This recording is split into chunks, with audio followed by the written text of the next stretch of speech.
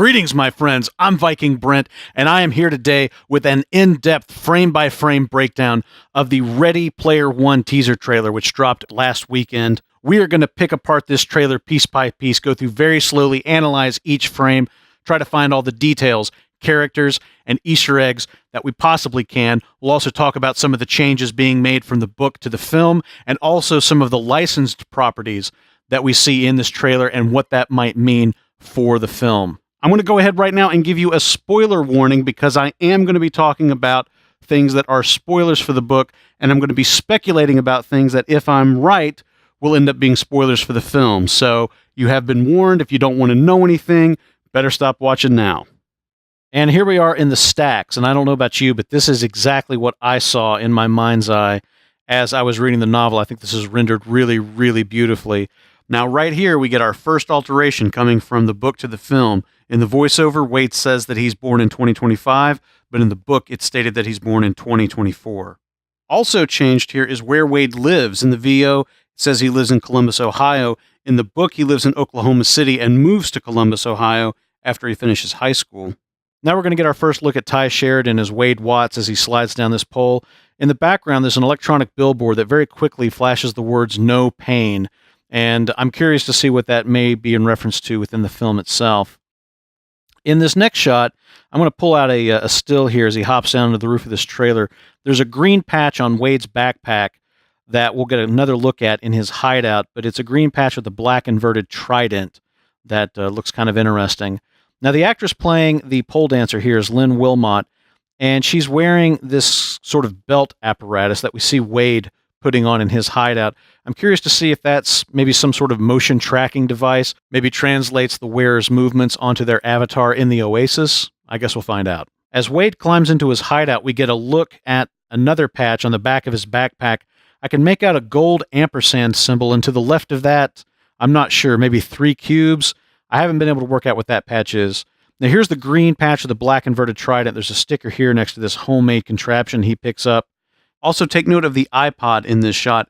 There's an anecdote in the book about Wade finding a broken iPod, fixing it up, and giving it to his mom as a Christmas present. So it'll be interesting to see if perhaps this is the iPod in question. From the way that this device scans his facial features, I'm guessing that they're going to explain this is how players get their emotes, their facial features, etc., translated onto their avatars inside the Oasis with a device like this. Wade belting up with whatever this apparatus is supposed to be. Now, the IOI gloves are an interesting twist given Wade's disdain for IOI, and you can see in the next shot the visor is also an IOI-issued visor. Maybe they're going to explain that this is part of his school-issued Oasis hardware, so he didn't have to pay for it, didn't really have a choice in it.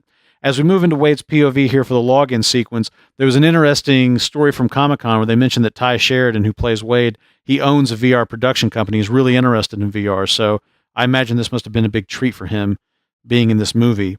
We see the Oasis logo here, but no Ready Player One message. They might be saving that for the film, though. Looks like Harlequin and Deathstroke passing by Parzival as he enters the Zero-G bar. No big surprise since they're both Warner Brothers' own characters. Now, the Distracted Globe is another one of those locations like the stacks that, to me, is exactly as I imagined it. Supposedly, there's a lot of cameos among the dancers here. Gandalf from Lord of the Rings here on the right is one that a lot of people have picked up on. I haven't spotted any others yet, though. Here we get our first look at the Iron Giant, and Steven Spielberg said during the Comic-Con panel that the Iron Giant was going to play a very important role in the film. There are rumors online that they were not able to get Ultraman into the movie, and so the Iron Giant is going to fulfill that role within the film. Behind these 3 figures, you can see a bluish energy shield, and beyond that, what might be Castle Anorak. So we may be seeing the beginning here of that huge climactic battle between the Sixer army and the Gunters. Here we get our first look at Parzival's DeLorean as it streaks past in reverse the Bethesda Fountain in Central Park in New York City, then does a bit of a J-turn here. Most likely, this shot has something to do with the big race sequence that's featured so prominently in the second half of the trailer. We come now to the Napoleon Joust shot. There's a lot of speculation as to who this caped figure may be, dressed like a military commander from the late 18th, early 19th centuries, wearing a funny hat, wielding a rapier, all while riding atop a mechanical scorpion with a minigun for a right claw. Of course, they're doing battle with an army of the mechanical ostriches and riders from the video game Joust that's featured so prominently in the novel. That video game's a big part of how Wade gets a hold of the copper key. There's some cool details here, like when the ostriches are destroyed, they explode in a shower of gold coins and, of course, an egg. A couple of cameos coming up in this shot. On the right of frame, you see leaping up here is Freddy Krueger. He gets dealt with pretty handily. To the left of Freddy is Duke Nukem, who's about to fire off that bazooka. Looks a bit like one of the Halo rifles there. The figure on the left, I've not been able to figure out who that is. I've taken a close look, but just haven't been able to make a match. I do like the detail where Freddy explodes into loot, gold coins. I see a rifle, some kind of melee weapon, and they start getting picked up by the player, who is revealed to be H, but not H as we have known him/her. This is Orc H, which is causing quite a bit of discussion online. Some people are not happy with this change, and it is kind of hard to imagine this version of the character chilling in the basement chat room on the couch with Parzival, arguing over Lady Hawk.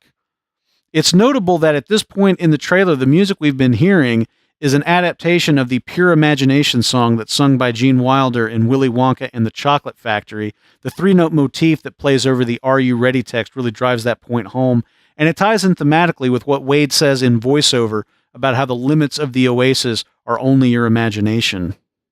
Okay, buckle up, because we got some Easter eggs coming up in this shot. We see the Sixers for the first time here in the Oasis, not all using the same generic avatar as in the book. On the far right of frame, we see the A-Team van coming into view, and just in front of that, you can see a red car, probably a 1958 Plymouth Fury. Most likely this is Christine from the Stephen King novel and John Carpenter film of the same name. Standing next to Christine is a young woman with dark hair and a ponytail. Looks like she's got a cyan tank top. Could be Lara Croft. And the guy she's talking to, I'm not sure. It looks like Dizzy from Gears of War, but that seems like an obscure pull to me. Maybe it's another character that I'm overlooking. Look on the right of frame above the A-Team van. The electronic billboard reads, "Win the Copper Key." And this is a clue as to how drastic the changes going from the novel to the film are going to be. If the race that we see play out in the rest of the trailer is how the players go about obtaining the Copper Key, that is an enormous change, not just to the story, but to the nature of Halliday's contest, why he designed it the way he did, what he was hoping to accomplish, who he hoped would win, and how they would have to go about achieving that are all fundamentally altered by this change. That's got a lot of people online concerned, and frankly, I don't blame them. We're back on the racing grid here, and on the left of frame, you can see there's a red and black Formula One style car. I've not been able to make a positive ID on this, but if you check out the artwork for the Atari 2600 version of Pole Position, you can see that there is some similarity. Here you can see that this Sixer is Mr. 665312, and I have done a keyword search on as many of the Sixer ID numbers that I can pick out of the trailer and scan the electronic version of the book for those, but I haven't gotten any matches so far, which I guess means that none of the schleps we see here in the trailer actually end up on the scoreboard. In the reflection of the red and green lights here, you can see the Statue of Liberty, which is the first indication we have that this race takes place in New York City, but it also tells us that this is a fantastic video game version of New York City, since that would place the race grid somewhere on top of the New York Harbor. Look in the background here, you can see Ryu, or Ryu, depending on how accurate you want to be with the pronunciation, but anyway, Ryu from Street Fighter, walking the race grid as the Sixers get ready for go fast time. And here you can see somebody throttling up a very iconic motorcycle, which we're going to get a better look at in just a few moments. Big entrance for the monster truck here with the custom saw blade bumper that every driver in Los Angeles wishes they had. Notice the American flag on the back of the truck. That'll tie in with this shot and tell us that it's H driving. A lot of Easter eggs here. Immediately on the left, you can see the Ford Falcon Interceptor from Mad Max. The Akira bike is making its way up the pack. Just behind the bike, you can get a tiny glimpse of the DeLorean. It looks like it's got the red sensor from Knight Rider on the front. As the bike passes, take a look at the rider. Supposedly this is Artemis. I notice her figure is distinctly un-Rubenesque, as it is described in the novel. And then at the tail end of the shot, we get another look at the Formula One car just before the DeLorean comes back into frame. Note the Matchbox car style loop-to-loop on the left here. New York sign between the Akira bike and the DeLorean. Already on the ground is Christine next to the Mad Max Interceptor. If you watch the bottom right of the frame, the blue monster truck is going to be coming into view now. Check out the tailgate. There's a moment here where it's really clear, and you can see that this is, in fact, Bigfoot, the most famous of all 80s monster trucks. We get a good look at the Atari decal here on the Akira bike as Artemis drops it down to slide underneath this tractor trailer. As it emerges from the shadow of the trailer, we'll see on the other side of the bike some more decals. There's a Hello Kitty, a Sega, and then a Taito decal, Taito being the video game developer that made Space Invaders, among other things. All right, there's a lot going on in this shot, so I'm going to slow way down for a second. First off, we're seeing what I can only assume is Parzival driving the DeLorean. We don't get a look at his face because of the lighting, but his skin does have a distinctly bluish tint to it.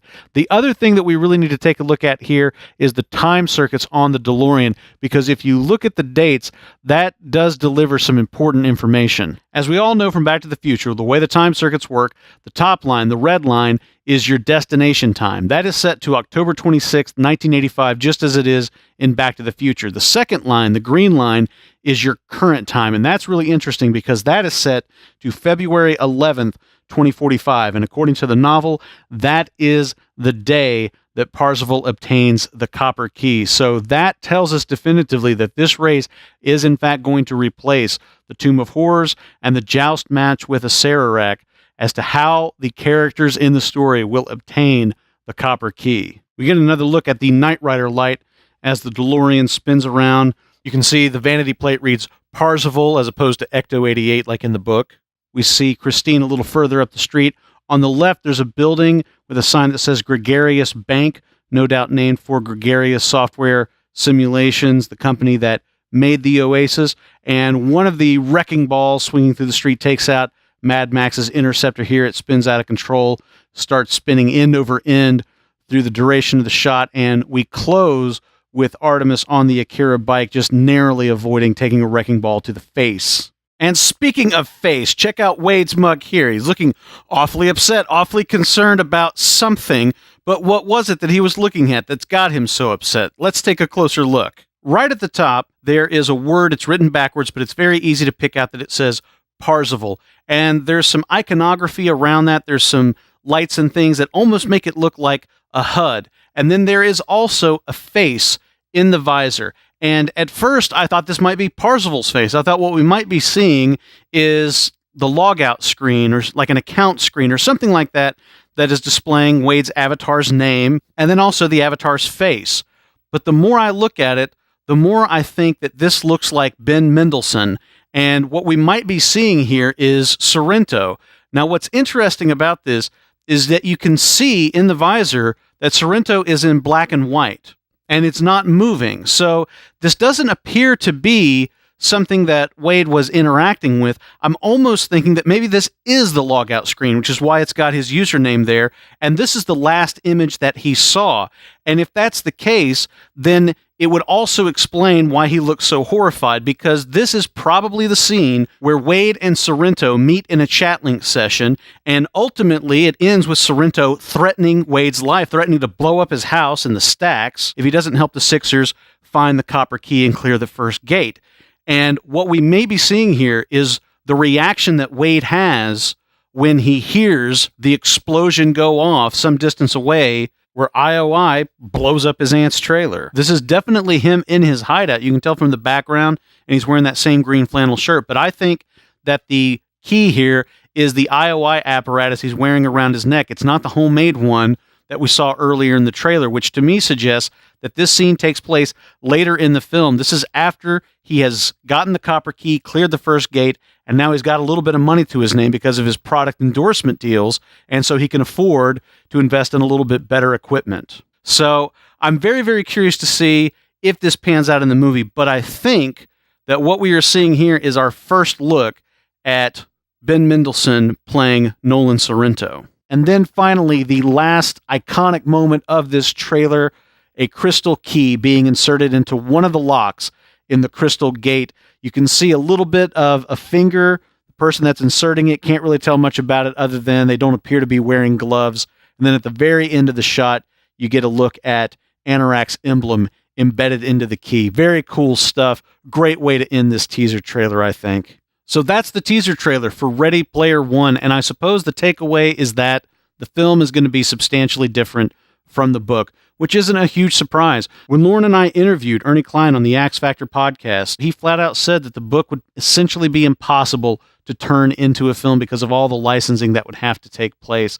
So I think that the film can still be terrific on its own, but it is going to be different. It's going to be a separate experience from the novel. And I think that the real question is whether or not I, maybe you and others, are going to be able to let go of that desire to see the book on screen and just accept whatever the film is as its own entity and on its own merit. However, that doesn't mean that the film is straying away from those qualities that made the book so fun and so memorable. And I think the best example of that is the crossover of all these different properties from film and from TV and video games and so forth mashed up in the Oasis. And we see that they are doing that. It's not necessarily the same properties as we see in the book, but there are some interesting things. Right off the bat, the fact that they managed to get the DeLorean is fantastic. It's not terribly surprising since Steven Spielberg produced Back to the Future and he's directing this. It seems like that would be something that he'd be in a pretty good position to secure.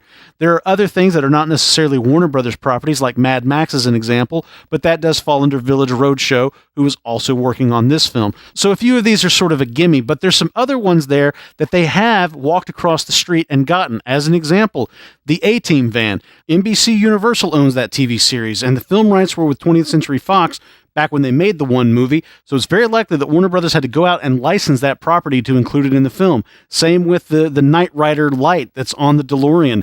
Knight Rider is again an NBC Universal property. They probably had to get permission and pay some money to use that. Another example that I think is really, really encouraging is the Akira motorcycle. Akira, the anime, was put out by Toho, and assuming that Warner Brothers had to license the Akira motorcycle from Toho, I think that's really, really cool because there's another property that Warner Brothers probably snapped up in the deal, and that is Mechagodzilla. And of course, that is going to make for a very, very awesome climactic battle. So we'll just have to wait and see how all this ends up. But I think that this trailer definitely speaks to the point that Spielberg and company are really, really trying to infuse the film with that spirit of fandom and that meta quality that made the book so memorable. They're really trying to get that into this movie. What's interesting is that it is not as focused on the 80s as the book so clearly is. A lot of the video game characters that we see here, Lara Croft, Duke Nukem, Ryu from Street Fighter, and so forth, to me, those characters are all more in the 90s. And so I'm curious to see if that focus on the 80s is not as strong a part of the film, or if it's just that they were able to get those characters, they were able to bring in known licensed characters into the film, so they went ahead and did that wherever they could just to try to fill things out as opposed to having generic background characters filling out the frame. Anyway, that is what I think right now based on the teaser trailer for Ready Player One. Very, very different from the book, but I'm holding out hope that the film can still be a great thing that stands on its own. It is being directed by Steven Spielberg. He does not exactly have a reputation for making bad films, so I take a little bit of comfort in that. But now I would like to know what you think about all this. So, of course, you can hit me back in the comments below with whatever you think. If you'd like, you can find me on Twitter at Viking Brent. And if you want to hear the movie podcast that I do with my good friend Tony Grice, the Drive Home Breakdown, where we talk movies on the way home from the theater, you can tune in at drivehomebreakdown.com. Thanks very much for checking out this frame-by-frame breakdown. If you'd like to see more videos in the future like this one, let me know. You can always like and subscribe. That's good stuff as well. I'm going to see you guys next time. Until then, may the Norse be with you.